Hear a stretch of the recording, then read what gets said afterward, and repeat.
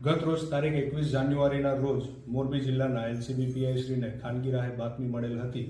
કે જૂના સાદુલકા ગામ તરફ જવાના રસ્તે સ્વામિનારાયણ ગુરુકુળ એબીસી મિનરલ્સ પાસે આવેલ ખુલ્લા પ્લોટમાં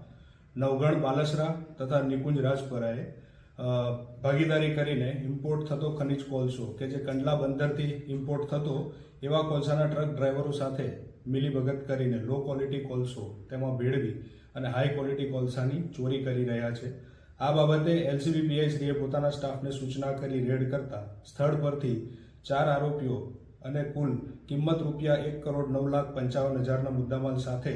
ઝડપી પાડી કુલ 10 આરોપીઓ વિરુદ્ધ મોરબી તાલુકા પોલીસ સ્ટેશનમાં ફરિયાદ નોંધાવી છે તથા આગળની કાર્યવાહી હાથ ધરેલ છે। આ જે કોલસો જે કંડલા બંદરથી કોડીનાર તથા બીજી અલગ અલગ જગ્યાએ જે જતો હોય એને કોલસાનું સીલ જે કોલસા ઉપર તાડપત્રી બાંધીને જે સીલ મારવામાં આવતું તો એ સીલને તોડવા માટે તથા કોલસા ચોરી થઈ ગયા બાદ ફરીથી એને સીલ એપ્લાય કરવા માટે એક માણસ પણ એમની સાથે હતો તેમજ સીલ પણ કુલ 15 જપ્ત કરેલા છે અને જે જોડે જીપીએસ ટ્રેકિંગથી આ જે ટ્રક્સનું મોનિટરિંગ કરવામાં આવતું એ જીપીએસ ટ્રેકિંગ થોડાક ટાઈમ માટે જ્યારે આ ચોરી થતી હોય એ ટાઈમ દરમિયાન એને ડિસેબલ કરવા માટે પણ ટેકનિકલ સહાય કરવા માટે એક માણસ હતો જેની પણ તપાસ આગળ ચાલુ છે। આ બાબતે સ્થળ પર ઝડપાયેલા આરોપી તોફિક ખાન, અખિલેશ કુમાર, મીઠાભાઈ મીઠાપરા અને ઋત્વિજ ખીમાણિયા કે જે ત્યાં મેનેજર તરીકે કાર્ય કરતા હતા।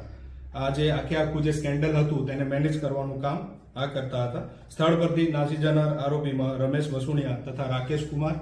આ બંને હતા। ગાંધીધામ શિવશક્તિ ટ્રાન્સપોર્ટ કે જેના માલિક જગજીતસિંહ રાણા એ પોતાના ડ્રાઈવરોને સૂચના કરતા કે હેરીભાઈ કરીને કે જેમની તપાસ હાલ ચાલુ છે કે આ વ્યક્તિ કોણ છે જે ડ્રાઈવરનો સંપર્ક કરતો અને તે જ્યાં કહે ત્યાં આ બધા ટ્રક લાવવામાં આવતા હતા। કુલ કેટલી ચોરી થઈ છે, કેટલા સમયગાળાથી આ સ્કેન્ડલ ચાલુ છે, હજી કોઈ વધારે માણસ આમાં ઇન્વોલ્વ છે કે કેમ એ અંગે આગળ તપાસ ચાલુ છે।